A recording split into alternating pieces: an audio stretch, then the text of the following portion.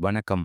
என்னுடைய குருநாதர் மாதேஸ்வரன் அவர்களை வணங்கி, இன்னைக்கு நம்ம என்ன சொல்ல போறோம்ங்கன்னா, இந்த சித்ரா பௌர்ணமி பத்தி நீங்க தெரிஞ்சுக்கங்க. இந்த சித்ரா பௌர்ணமி அதுவும் பாருங்க திங்கட்கிழமையே மாட்டியிருக்குது. சந்திரனோட நாளான திங்கட்கிழமை, திங்கட்கிழமையே சித்ரா பௌர்ணமி மாட்டியிருக்குதுங்க. இந்த சித்ரா பௌர்ணமியில என்ன நடக்கும் அப்படின்னு கேட்டீங்கன்னா, இந்த சித்ரா பௌர்ணமியில புத்திர பாக்கியம் யாராச்சுக்கு இல்ல அப்படிங்கிறது ஒரு பாயிண்ட்டுங்க. 2வது ஒரு பாயிண்ட் என்னன்னு கேட்டீங்கன்னா யாராச்சுக்கு திருமணம் ஆகாம இருக்கிறது ஒண்ணுங்க.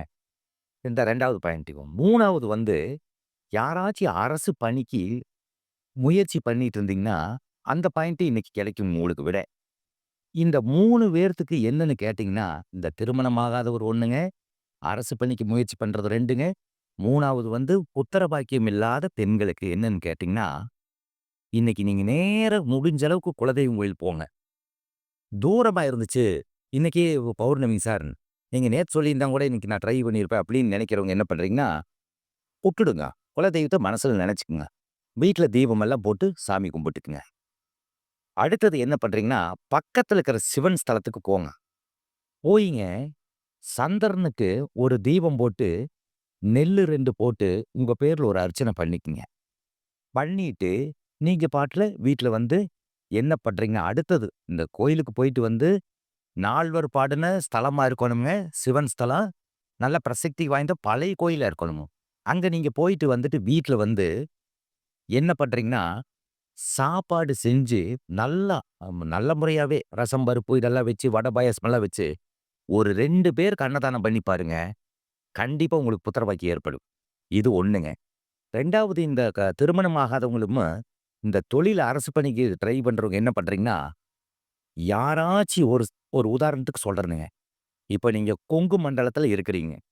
நேரா என்ன பண்றீங்கன்னா, முக்கியமான தமிழ் கடவுளான முருகன போய் வேண்டுங்க. மருதமலை போயிருங்க.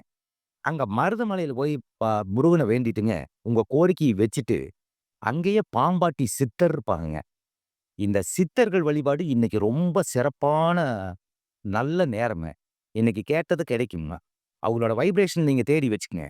இந்த அரசாங்க பணி முயற்சி பண்றவங்களும், இந்த திருமணம் ஆகாதவங்களும் என்ன பண்ணுங்கன்னா, சித்தர் வழிபாடு இன்னைக்கு பண்ணுங்க.